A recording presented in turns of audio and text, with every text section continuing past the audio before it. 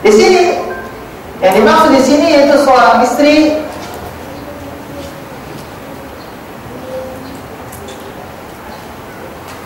atau seorang suami melepaskan ikatan pernikahan yang pernah mereka jalin berdua dengan lafaz-lafaz yang tertentu. Kita akan terangkan lebih lanjut nantinya insyaallah. Pertama, ikhwan sekalian azakumullah, al-khulu', khulu' bahasa kitanya, khulu' bahasa Arabnya. Khulu' ini dia memiliki 5 hukum. Dia memiliki 5 hukum. Pertama, dibenci khulu',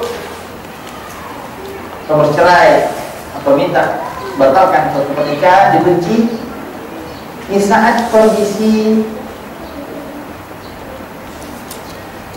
suami dan istri yang masih stabil, nggak ada perselisihan, tidak ada pertengkaran, tidak ada alasan yang membenarkan. Tiba-tiba saja sang istri minta cerai. Mas, ceraikan saya. Mbak, ceraikan saya. Ini suatu hal yang dibenci. Tidak ada alasan yang disyariatkan sehingga sang istri minta cerai. Walaupun mungkin ada alasan, tapi belum sampai kepada batas yang diperbolehkan. Kenapa minta cerai? Ya,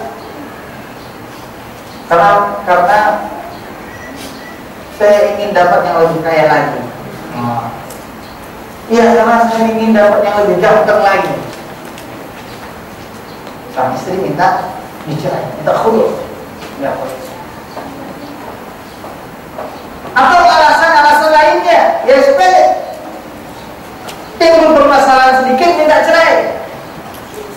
Salah sedikit suaminya dia minta cerai, lupa lautan kebaikan suami. Kata Rasulullah SAW, ini ancaman bagi seorang istri, hati-hati minta cerai. Kata Rasulullah, ayyuma imra'atin sa'alat zawjaha at-talaqa min ghairi ma ba'sin fa haramun 'alaiha raihatul jannah. Wanita mana yang meminta cerai kepada suaminya tanpa alasan yang dibenarkan, maka haram baginya untuk mencium bau surga. Mencium bau surga saja haram, apalagi surga. Masalah dikit aja minta cerai. Lihat dulu permasalahannya, apakah permasalahan sudah sampai kepada tahapan dia boleh minta cerai atau tidak. Dan sering wanita seperti ini. Dan ini hadis, perhatikan, ma'asyiral muslimat rahimakumullah. Rasulullah mengatakan meminta cerai, walaupun mungkin permintaannya belum dikabulkan oleh suami, tapi minta cerai saja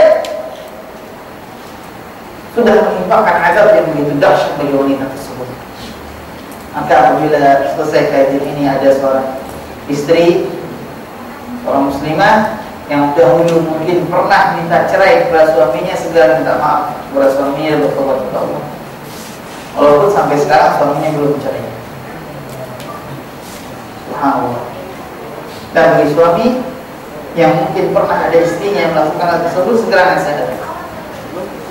Karena permasalahannya besar. Permasalahannya bukan permasalahan uang, permasalahannya adalah permasalahan suami atau mana. Yang kedua, haram. Khulu', bahkan tidak sah jika seandainya seorang suami sengaja menyusahkan istrinya, menyempitkannya, menyiksanya dan menzaliminya. Dia seorang suami ini sengaja dizalimi istrinya, disakitinya, dipanas-panasinya, sampai sang istri minta cerai, minta khulu'. Dan betapa banyaknya yang seperti ini. Karena dalam permasalahan khulu' ini nantinya seorang istri dia dituntut untuk mengembalikan mahar yang pernah diberikan sang suami, atau sebagian daripada mahar itu. Dia seorang istri, seorang suami punya muslihat bagaimana bisa dia dengan istrinya, disakitinya, dizaliminya, tidak diberikan haknya, dibawa mungkin wanita lain ke rumahnya, dipanas-panasin, sehingga akhirnya sang istri tidak betah, akhirnya dia minta cerai. Ini adalah satu kezaliman, satu hal yang haram. Allah Subhanahu wa ta'ala berfirman, "Wala ta'dhuruhun", jangan menyempit-nyempitkan mereka. litadhabu bi ba'di ma ataitumuhun supaya kamu bisa mendapatkan mahar yang dahulu kamu pernah berikan kepada mereka. Surat An-Nisa ayat 19. Yang ketiga, khulu', hukumnya sunnah, disunnahkan bagi seorang suami untuk memberikannya kepada istri yang memintanya. Kalau istrinya minta cerai, berikan cerai kepadanya. Berdasarkan hadis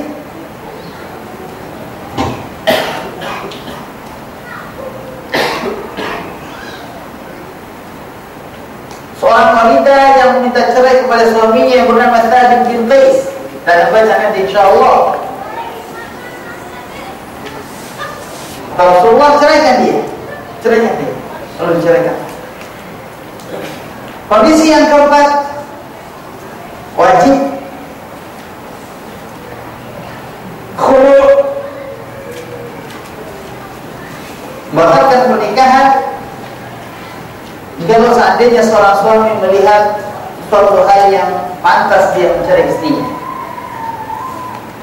seperti sang istri melakukan zina atau meninggalkan sholat, meninggalkan puasa, lalu sang istri minta dicerai, ceraikan, wajib hukum untuk menceraikan. Kata Allah, illa an yatina bi fahishatin mubayyinah, kecuali apabila mereka itu para istri melakukan kekejian yang nyata. Surat An-Nisa ayat 19. Kalau seandainya sang istri gak mau sholat, sudah dinasehati, gak sholat juga, datang ke Ramadan gak puasa, mendukun, jadi dukun. Sang istri buka praktek di rumah.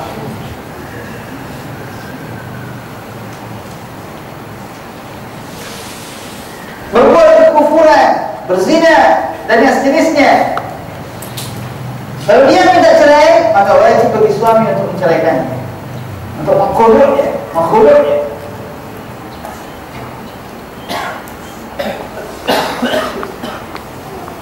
Kondisi yang kelima,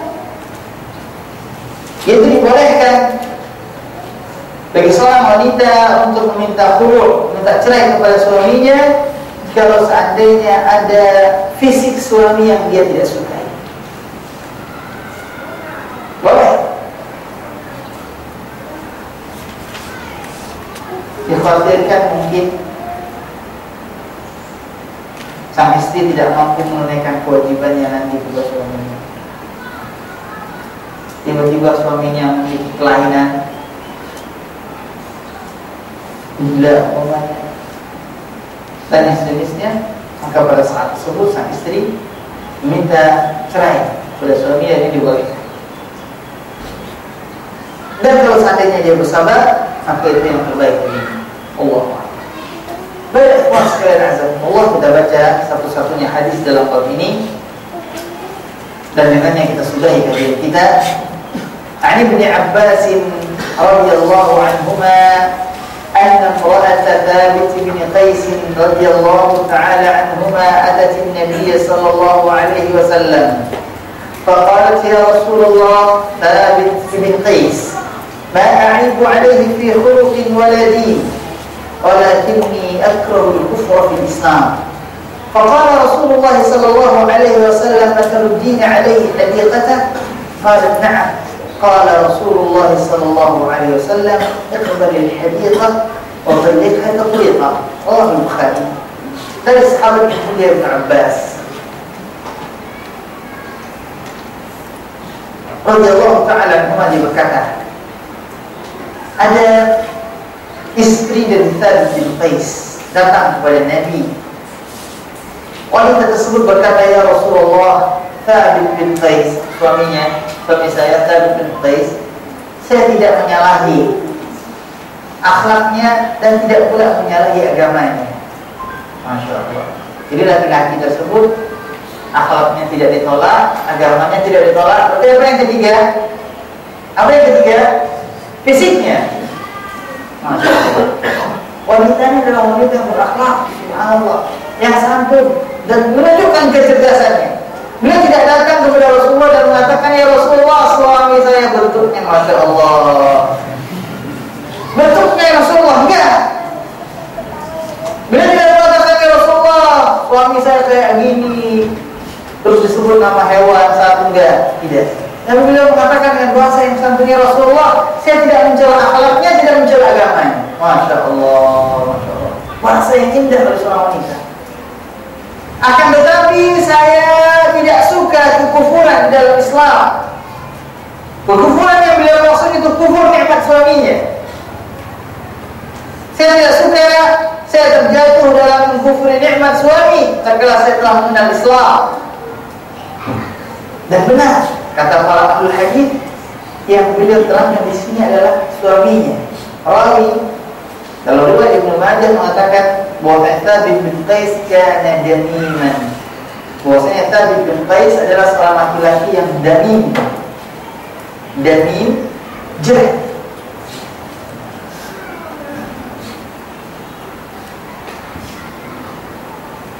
Damim dari kata-kata dimma, semut yang kecil, dimma. Di suaminya jelek, nampaknya kecil badannya. Masya Allah.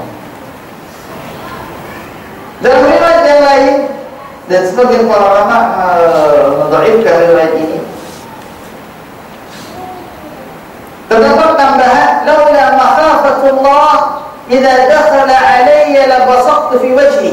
Kalau bukan takut kepada Allah, tatkala dia datang kepada saya, maka niscaya saya telah rendahkan wajahnya, telah rendahi wajahnya. Riwayat Ibnu Majah ini dhaif. Kesimpulan ikhwan sekalian azakumullah, wanita tersebut radhiyallahu taala anha berkata kepada Rasulullah, ya Rasulullah, saya tidak menyalahi akhlak dan agama suami saya, akan tetapi saya takut terjatuh di dalam kekufuran setelah saya mengenal Islam. Kemudian Rasulullah SAW bersabda, "Atamdina alaihi hadiqatan?" Maukah engkau mengembalikan kebunnya? Karena mahar pernikahan mereka dulu adalah kebun. Maukah engkau mengembalikannya? Kata sang wanita, "Na'am." Ya, benar ya Rasulullah. Kemudian kata Rasulullah kepada sang suami, "Ya kembali hadiqah, talliqha tatliqa." Terimalah kembali kebunmu darinya dan ceraikan dia, dan ceraikan dia. Kawan sekalian azakumullah, ini hadis subhanallah terjadi data suatu subhanallah suatu keajaiban. Dakwah berkehendak dan pelajaran buat manusia. Thabit bin Qais, laki-laki yang dikeluarkan oleh istrinya ini, beliau adalah salah seorang khatibnya Rasulullah SAW, juru bicaranya Rasulullah. Beliau adalah seorang ahli syair yang memiliki suara yang mantap. Dan beliau adalah salah seorang sahabat yang menggerakkan seluruhnya ayat Al-Quran. Subhanallah, jasa yang besar. Padahal beliau berbicara dengan suara yang tinggi di hadapan Rasulullah SAW. Akhirnya Allah menurunkan Al-Quran menurut beliau. Kata Allah, "Ya ayyuhalladzina amanu la tarfa'u aswatakum fawqa sawti an-nabi wa la tajharu lahu bil qawli kajahri ba'dikum li ba'd an tahbata a'malukum wa antum la tash'urun." Surah Al-Hujurat ayat 2. Wahai orang yang beriman, jangan kamu meninggikan suara kamu di atas suara Nabi, dan jangan kamu mengeraskan suara kamu kepada beliau sebagaimana kamu mengeraskan suaramu kepada sebagian lainnya. Niscaya akan batal amalanmu dan kamu tidak menyadarinya. Ayat ini turun ibarat batu yang besar yang menimpa dirinya. Beliau menangis, beliau pulang ke rumahnya dan beliau menangis dengan sesedih-sedihnya. Sampai Rasulullah SAW mendatangi beliau. Kalau Rasulullah SAW merasa kehilangan, di mana tadi? Para sahabat menceritakan, ya Rasulullah, beliau sedih begini. Subhanallah, lihat bagaimana taubat seorang hamba. Rasulullah datang beliau. Dan apa kata Rasulullah? Innaka lasta kadzalik. Innaka ta'ishu hamidan wa tuqtalu syahidan wa tadkhulul jannah. Wahai Thabit, engkau bukanlah yang dimaksud oleh ayat tersebut. sungguh engkau akan hidup dalam keadaan terpuji dan wafat dalam keadaan syahid, dan engkau akan masuk ke dalam surga. Allah, kenikmatan akan lagi lebih besar daripada ini. Kau akan masuk ke dalam surga. Dan betul, beliau wafat terbunuh di dalam peperangan Yamamah tatkala membunuh Musailamah al-Kadzdzab. Dan dalam kisah beliau, kisah wafat beliau pun terdapat satu hal yang luar biasa, menunjukkan karamah beliau sebagaimana diterangkan oleh Syekhul Islam Ibnu Taimiyah rahimahullah taala.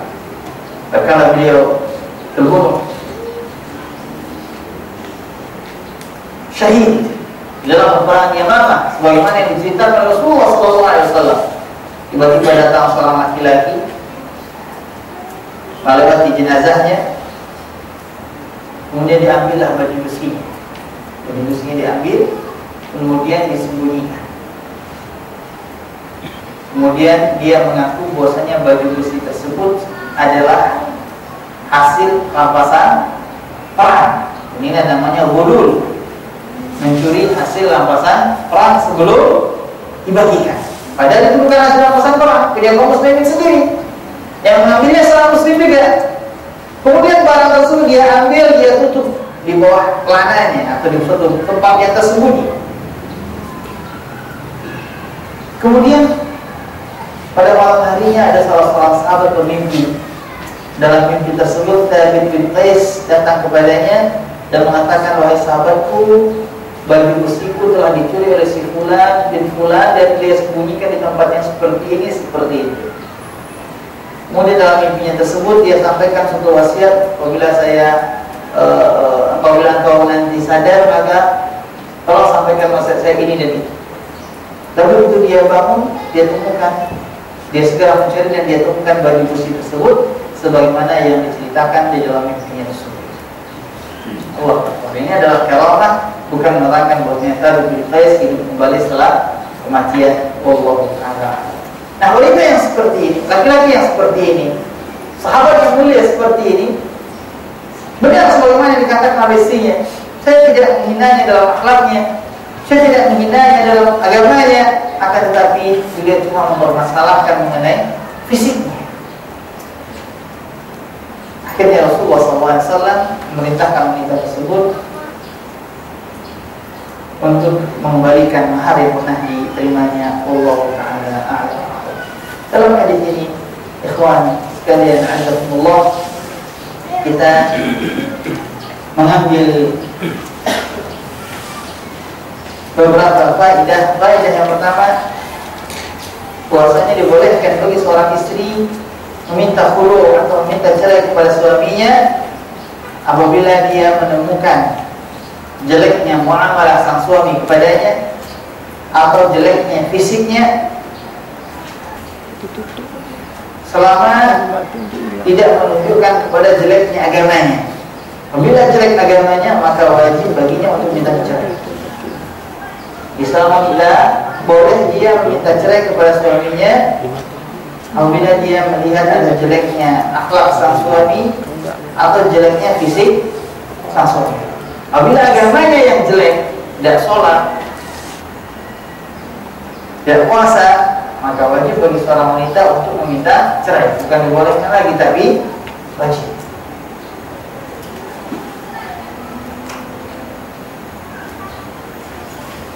Faedah yang kedua, disunnahkan bagi seorang suami mengabulkan permintaan cerai istrinya. Disunnahkan bagi seorang suami mengabulkan permintaan cerai istrinya apabila dia meminta. Berdasarkan sabda Rasul, "Iqbalil hadiqah wa talliqha taqliqah." Terimalah dan kembalikan, terimalah kemudian dan ceraikanlah dia. Faedah yang selanjutnya yaitu wajib bagi wanita yang minta cerai untuk memberikan bayaran atas mahar yang pernah diterimanya, mengembalikan berupa bayaran atas mahar yang diterimanya. Jadi kalau dia ingin minta suaminya mencerainya, dia harus mempersiapkan sesuatu mengganti mahar yang pernah dia serahkan dahulu, yang pernah dia terima dahulu.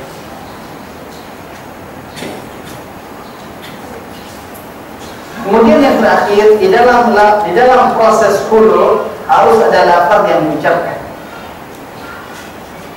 Harus ada lafaz yang diucapkan. Jadi diucapkan oleh seorang suami. Kata Rasulullah, "Talliqha tatliqah." Ceraikan dia dengan suatu perceraian. Sang suami mengatakan, "Saya ceraikan kamu. Saya ceraikan kamu." Wallahu ta'ala a'lam.